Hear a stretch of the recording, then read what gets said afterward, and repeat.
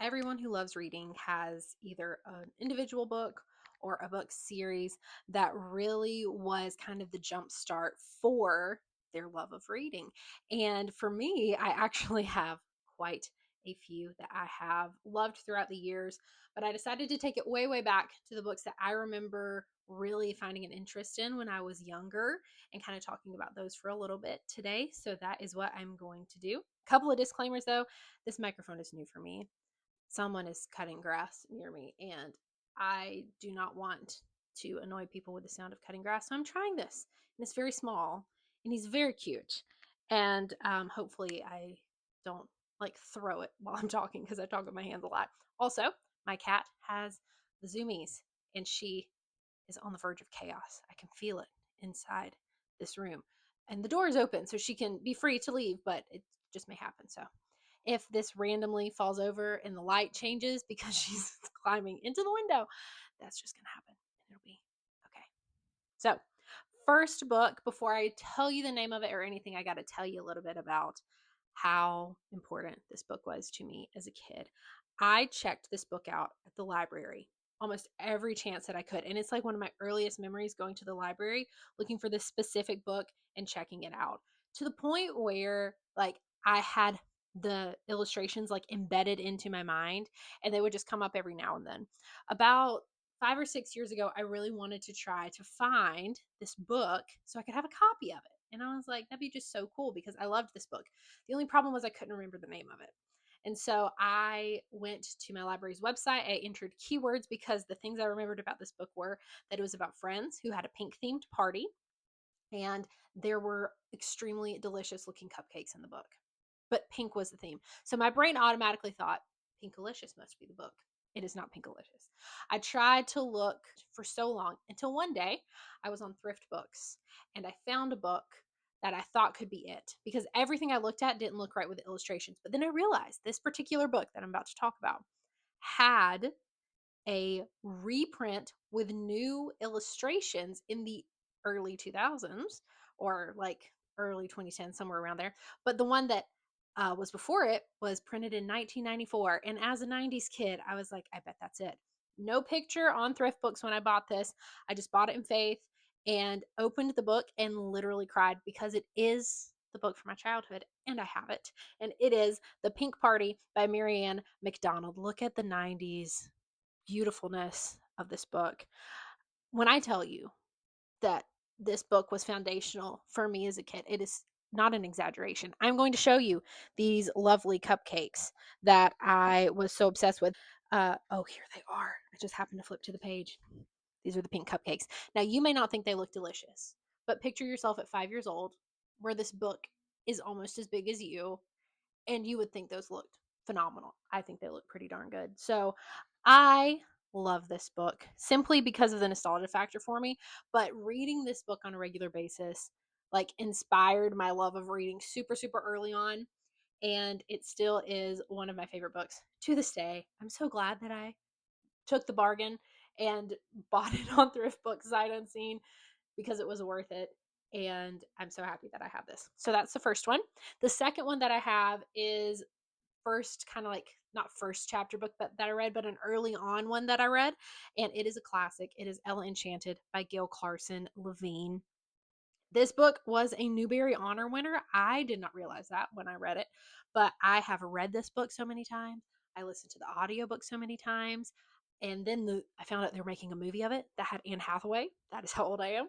And that movie was so funny. I thought it was great. This book is fantastic. It's a retelling of the Cinderella story. And it was just so good. Really started my love of like fantasy and female characters that are the leads in books that have like a really interesting arc. And that's something even today that I find really interesting. So that is my second one. My third one is, I just love this one. This was another one that I knew the name of it. Okay. I didn't have to try to think of the name, but I looked for forever for a used copy because I really wanted a used copy. And then when I found one, I was so excited. And it is The Thief Lord by Cornelia Funke. I think that's how you say her name. I looked it up. I really hope I said it right. But anyway, the little like sub thing down here says the enchanting international bestseller. And that is one of the best descriptions I have of this book. It is so magical. It takes place in Venice, Italy in the autumn, and it focuses around these group of kids and some hijinks they get into. There is a carousel involved, and one thing you need to know about me, I have always loved a carousel. When I go to theme park, I find a carousel. And I know I said that kind of funny. I just wanted to. But genuinely, I will find a carousel and that will be like one of my favorite things. And people are like, that's ridiculous. And I said, I have a heart full of whimsy and wonder, and I love a carousel. So just go somewhere else. But this book is so interesting and so like fascinating. Just really good book. I really enjoyed it. And I think just the writing style of this book was what really got me interested in reading kind of more magical realism stuff, because that's also something I really enjoy now. And this kind of was the start of that for me. The next few books I'm going to talk about, I do not have physical copies of, so I'm going to insert a picture of them so that you can know what they are. The first one of those is The Tale of Emily Winsnap by Liz Kessler. This is a book about a girl who finds out she is a mermaid. And I was very big into mermaids and fairies when I was younger. The fantasy element of those I thought was so cool. I wanted to be a mermaid so bad. I also wanted to be a fairy so bad. And so The Tale of Emily Winsnap and then the subsequent books after that, I don't think I've read all of them in the series. I think I only read um, two of the ones after the original book, but so much fun and such just a joy to read. And I really, really enjoyed those books when I was younger. So that was my next one. And then series of books. The next three are going to be series. The Magic Treehouse books by Mary Pope Osbourne. I mean, come on. I am a sucker for historical fiction now. That is one of my favorite things. And this series, as well as the next one I'm going to talk about, are big reasons why I think that's the case. Now, obviously, Magic Treehouse, if you do not know, is about two siblings, Jack and Annie, and they discover a treehouse that they get into, and there's a book in there, and they read something from the book, and it takes them somewhere in time, and it's connected to King Arthur's Knights of the Round Table, specifically Morgan Le Fay, and uh, definitely not historically accurate. That's not the point of the books. They are just fantastical, full of wonder, really quick reads. I remember very viscerally, I don't know how to say it, having the copy of Polar Bears Past Bedtime that I checked out from the library and begging my dad to take a picture of me with the book because I loved it so much. I could not find a copy of the picture, but I have it. It exists because I was standing in my kitchen with the book, like smiling super big because I loved it so much. And another one in that particular series that I just remember, Christmas in Camelot. So good. So good. Listen, I bought an illustrated version of that book as an adult to have, and I put it out at Christmas on my shelf because it is beautiful and magical. And there is just so much with that one that I just love. So, the Magic Treehouse books by Mary Pope Osbourne definitely influenced me and my reading style, as well as the next series that I'm going to talk about, which is the American Girl series that pair along with American Girl dolls. I think out of the original, I think they're called the historical dolls now. I have read pretty much every single book in each of the series about the main ones. And when the main ones I'm talking about are the ones that were out when I was a kid, which is Addie, Josefina, Kirsten, Felicity, Molly, Kit, and I think Kaya came out when I was like getting into the books. And so I loved the Molly series so much that I ended up getting the Molly American Girl doll for my 8th birthday. And that was the best. I still have her. And later I got the Felicity doll because I was also really fascinated with Felicity's story. I think they are a really great way for younger people to get into like historical fiction that is not so much on the fiction side, it is, but it's definitely more historically focused and just like formats it in a really accessible way. And I just love those books. Such a nostalgia thing for me. American Girl dolls were like my life. I was an American Girl doll kid. And so those books and those dolls were like a super big part of my childhood. The next series, which is also the last series that I'm going to talk about, is another fantastical one, and it is the Disney Fairies books. These books, y'all, were my jam. I remember I would get one, I would read it, and then every time we went to Walmart, which was not very often, but when we would go, I would look at the book section specifically to see if they had released a new one, and I would beg my mom to get it, or I would save up my money and then buy it. And it was just, again, so fantastical. They were based off of Tinkerbell and the other Disney fairies in Pixie Hollow. It was before really the movies that were released, like the animated movies about Tinkerbell and the different fairies in Pixie Hollow. Anyways, the books were so good. They were a chapter book, a shorter one. But again, the fantasy kind of element really captured my attention from a young age. And all four of the, or three of those series, sorry, three of those series were just really, really pivotal for me. I couldn't pick just one book out of each of those. I had to say something from like each of them. And the reason I said four is because the next one is part of another series that I read a lot as a kid. And I actually have a book from that that I'm going to show.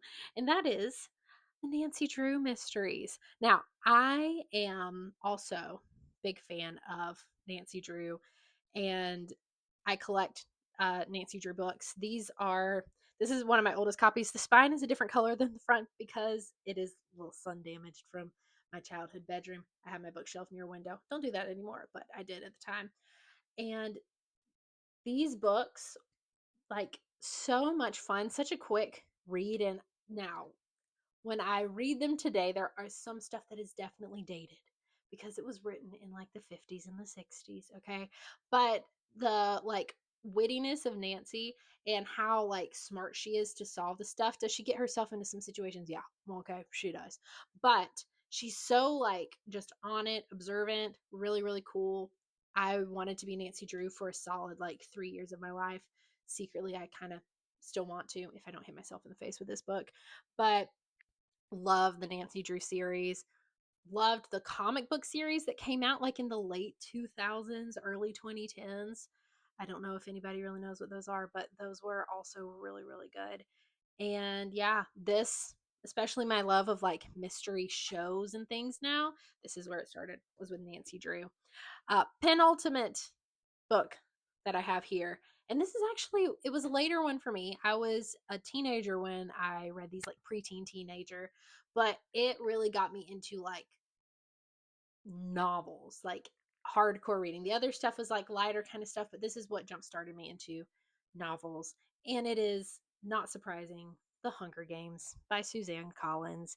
I am such a fan of this series. When I tell you that I think about The Hunger Games very often, I am not lying to you. When Sunrise on the Reaping came out, I had it pre ordered. It got to my house. I started reading it that night. I finished it in a day and a half because I was on spring break and I had time, and I read it. And just wow, Suzanne Collins, such a phenomenal writer and just such a command of the written word. I loved this book, still love this book, and all of the subsequent Hunger Games books that have come out after that. The last one I'm going to talk about is the oldest out of all of these, and it is one that, like, I don't remember a time when I didn't read this book, but I also am like, I can't remember exactly when I first read it. It just has always existed in my knowledge, and it's always been something that I've had exposure to. And it is one of my favorite books of all time. And it is The Secret Garden by Frances Hodgson Burnett. Now, this is not my only copy of this book. I own 4 copies of The Secret Garden because it is like just such, I don't know. It's just such a sweet story that starts off in such a sad situation. I'm not going to spoil it for you if you have not read The Secret Garden because you need to experience it all the way through. But by the end, there is like just such a sweet, precious ending. And the idea of finding a garden that nobody has touched in years and then helping it grow and come back to life is just, oh, it's so magical, so beautiful, so great. And so this book definitely I think ultimately is where my lore and my love of reading started. So there you go. Those are the books that really inspired my love of reading. I would love to hear what books inspired your love of reading. If we have the same ones, if we have different ones, please share those with me. I hope you have a fantastic day and I'll see you later. Bye.